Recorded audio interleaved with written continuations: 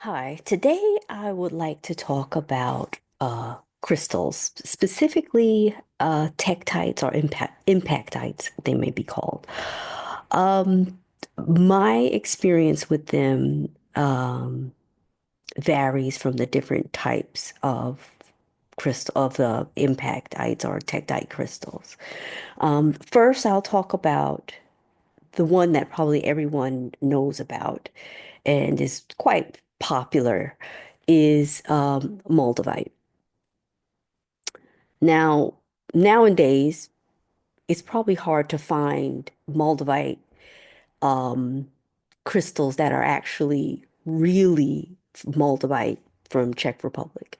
So, um, if you find one, probably the older sets of jewelry, used jewelry, you'll be able to find them. So I'm going to tell you my experience with this particular crystal. And it happened some years ago.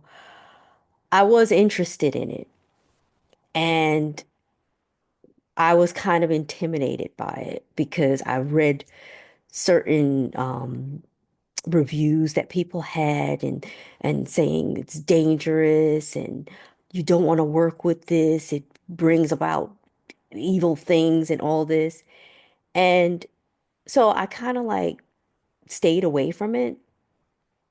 But what happened was I went to a sound therapy conference and there was a person that was wearing a Moldavite necklace, which I didn't know was a Moldavite, but it just caught my eye and I asked him, I said, "Well, what is that?"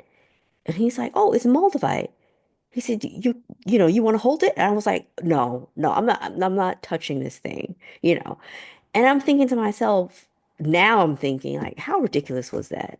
I mean, I'm believing all these things that people have told were saying and experiencing, and not experiencing it myself because these are, crystals are interdimensional. They work on all different levels of the energy system and even physically. So I was like, fine, okay. Uh, I won't, think about it again. So it was like synchronicity happened because I ended up sitting behind him. And when I sat behind him, I'm thinking, why am I getting so hot? It's like nothing was happening that, I mean, I felt this flush, hot feeling in my chest. And I'm like, I kind of like think, what's going on? I didn't till later another experience because it involved him also. So we had to do a practice with sound and everything. So we all had like tables, kind of like a Reiki kind of situation where we all so I was the person that was going to be the worked on. So I laid on the table and there was two other people. One person um was doing, some type of energy work and everything. And he was there also. So he was again with this Moldavite because I told him, I said, um, I kind of associated with the heat with what, because he was sitting in front of me. And so he said, "Do you want to hold the Moldavite while they do the work?" So I said, I agreed because I was like, and wow, the whole left side of my body was like, all this heat, and this was on the Moldavite, his necklace was on my solar plexus. And so there was another lady in the group, and she was like, "Well, I have a Herkimer diamond necklace. I'm gonna put it at your feet." And that was just like it was just I felt like I was baptized by fire. It wasn't in a bad way, but it was like it was an amazing experience, and I also envisioned different things. It was almost like different planet could be, but it was much like different kind of vegetation that I've never seen before, like different type of plants. And I told them the experience afterwards, and they were like, yeah, that's the Moldavite. And I was like, wow, I have to get me a piece because this was not the experience that everyone was saying that it was so um, harmful and everything.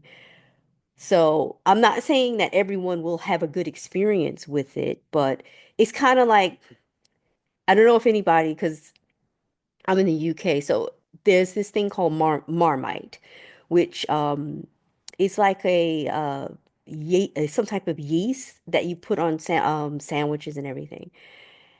And that you either love it or you hate it, right? And I like Marmite. So I think Moldavite is a similar thing. You either love it if you experience it or you just don't get on with it. So that's my explanation and experience with Moldavite. Now, another stone that is a tektite that I use quite often, I actually have a ring on that is Libyan desert glass. Now, if you want it's really bright. Uh, it's like a yellowy glass. As you can see, the light goes right through it. But if you want to experience a experience of a tektite, but not an intense feeling, I would suggest trying to use a Libyan desert glass. And actually, I found that there is a lot available out there, and you can get any size, and they could be like a pale yellow. It's hard to really see this because it's quite bright outside, but it looks like it's a yellowy glass. And sometimes you see flicks of sand mixed in there because it's from the desert. But I find that this is a very mild crystal, and it also has like a feeling that for me it kind of protects and helps my solar plexus. So what I advise for anyone who is using crystals, use it for yourself and see where it associates with what you need it for. You know, meditate with it. Um, the way I usually get acquainted with my crystals is I'll put it either if it's too much for some people under the pillow or on the side of the bed because when you're asleep, your um unconscious mind can pick up what the crystal is doing for you or what you pick up from the crystal. And here's another one. This is called Saffordite. And I know it looks like it's black, but it's really, if you put it up against the light, it's kind of purpley, like a purpley brown color. It's really pretty. You can actually get these faceted. And I find the energy of this it's like a high vibration for me. And it's not quite as intense as Moldavite. But also I've read about them and they're not tektites. They call them pseudo tektites. So it's a mystery to me as to what the origins of these are. They said it could be of a result of a ancient volcano or something. I've read so many different things, but with all crystals, it's best to just get yourself acquainted with them. It's like meeting someone. You know, you're not going to go by what other people say about the individual. You're going to experience it for yourself. And the next tektite is a black one. And I think a lot of these come from Asia, parts of Asia. I'm not too sure exactly where, but if you want to dip your toe into the tektite pool, I would start with this because I feel it's protective and it still has that energy of earth and elsewhere, like interdimensional, the outer space. It still has that feeling, but it won't, for this type won't make you spaced out as much as the Moldavite. And then there's another one called Darwinite. Now, this one comes from Australia and it's also a tektite. And the energy from this I find is very soft, very earthy for a tektite. So I'll these Darwinites, you can find them. I think you can find them a lot because I haven't seen like the fakes of these because there's a lot of real ones out there because it's not as rare as Moldavite is right now. So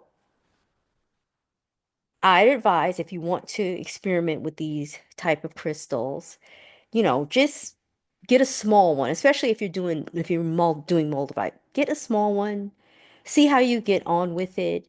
And what I usually do sometimes is just because a crystal's supposed to be for well, certain books say it's supposed to be for a certain chakra because of the color and everything. I always think just experiment with it. See if it works on your third eye. See if it works on your solar plexus. See if it works on your um, throat chakra. And just find out what's good for you because everyone's an individual and everyone perceives and feels energy differently. So, saying that, I figure I will do a oracle card for these crystals and find out what messages do tektites have for us. I'll be using the Beyond Lemuria uh, oracle and just see what it says.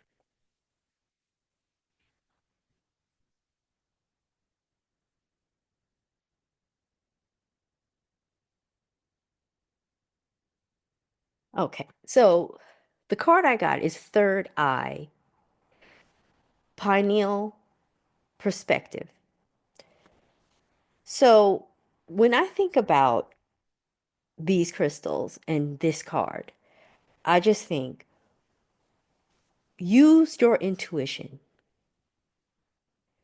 You don't necessarily have to go through all the different crystal books to figure out where you're supposed to put a crystal or how is it going to feel or anything because these are your tools. They're almost like supplements energetically. So use your third eye. And I'm just going to pick another one.